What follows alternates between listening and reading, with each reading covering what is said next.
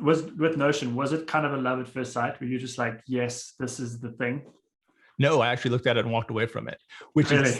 is the absolute most common process to get into Notion. You Yeah. look at it. So at the time, I was really big on Airtable. So I was leveraging Airtable pretty extensively, having moved there from Trello. So there's an evolution of apps involved. Yeah. And I looked at Notion, and I just didn't get how it would solve the problems. It looked limited. I actually hit a bug that at the time that didn't work properly with a relational link.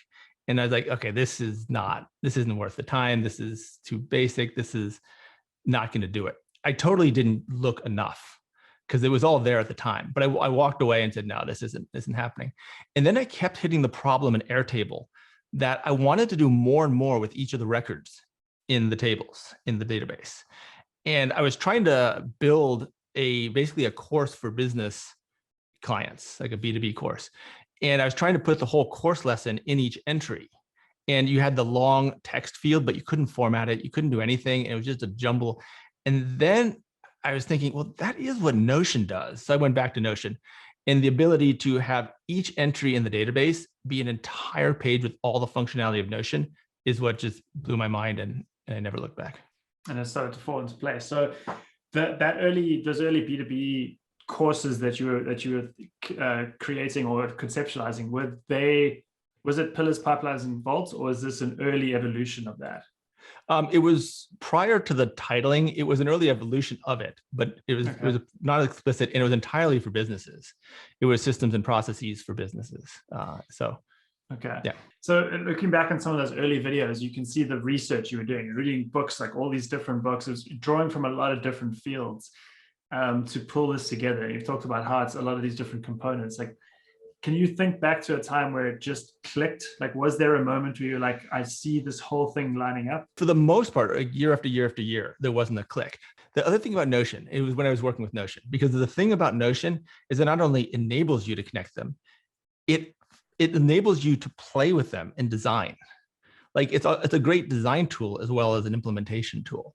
So never before did I have a tool where I could literally link, like have physical digital connections, but connections that were explicit between the different parts through relational database links primarily, but also embedding within pages, which you can do endlessly and create dashboards and create, so each function, each part of the day, each thing that had pulled from many other parts of the system, you designed just for that. So it really clarified my thinking, the ability to design it in software in a way that didn't take, weeks to build each feature the way traditional coding might.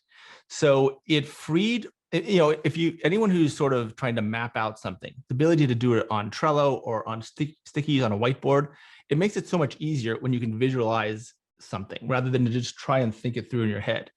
Notion let me do that in terms of thinking it out and seeing how it was all interrelated in a way I hadn't had a tool that enabled that before. So to the extent there was an aha moment, it was when I was like, oh, and this can go here, and this can support this with an explicit feeding of data through a rollup to this.